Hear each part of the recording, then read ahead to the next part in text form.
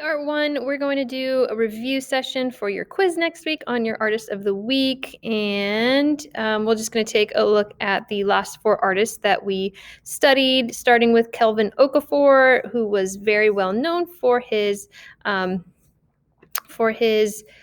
really, really unbelievably realistic portraits done in pencil. Okay. And let me see, get my little pointer out. There we go. Okay, so that's our artist. And this gives you a sense of how big his portraits are. And he's still a young guy. And remember that something that was unique about the way people described his work wasn't that it was just like photorealism or hyper-realist. Yes, these portraits are very, very realistic, but they were also termed that they had emotional realism, because when you look at these portraits, you get a sense of emotion. It affects you in some sort of way. These people tend to glow or give off a certain feel, or they make you feel a certain way as you're looking at these portraits. It's not just like, hey, cool, there's a portrait of a girl. I don't know. This is like a sense of serenity, a sense of calm, a sense of beauty, a sense of wonder. What is going on behind those eyes, you know? So there's definitely different emotions that you can really pick up from when you look at these portraits. So let's get through our slides. Come on. You can go back and watch those videos if you want.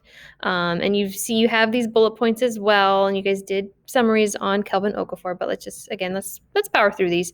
Next, we had Nick Cave. There's Nick. Hello.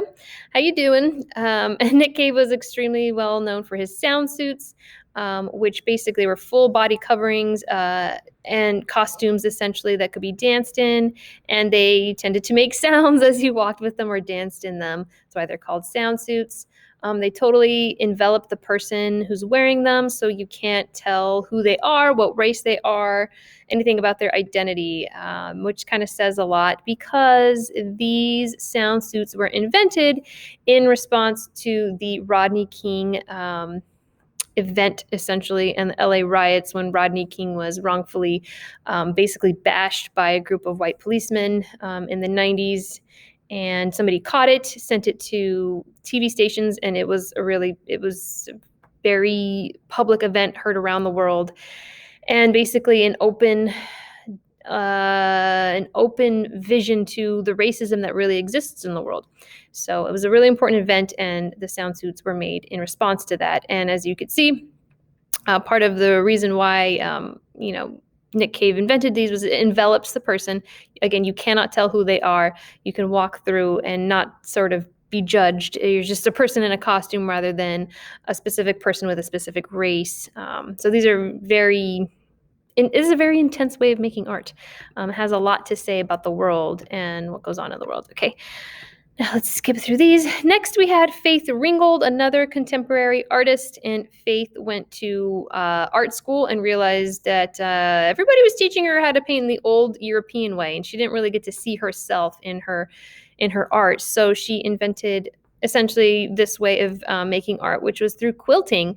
And she incorporated painting, quilting, and even like literally writing the text right on the quilt, which is not something that's very common for artists to blatantly use words on their art. They tend to rely on the visuals, but by doing this, it was something new. So you'll see a sense of storytelling through her art, a sense of social commentary on her art.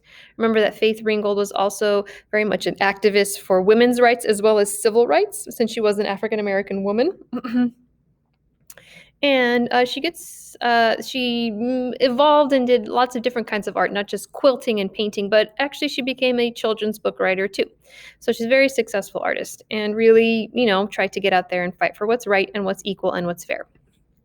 Our last artist is, there we go. Our last artist is Amy Sherrill, who is also known for portraits. And this was the portrait that really helped her take off in her career, because she won an award for this and eventually got to do Michelle Obama's portrait. Please remember that Amy Ringgold's portraits are about the everyday man. She pulls people off the street, mostly African-American people, and paints them so that you could see them and their natural way of life, that they are actually people. She hangs her paintings at eye level, again, to create that sense of equality and familiarity. And that's pretty much what she does. And I'm running out of time. Good luck.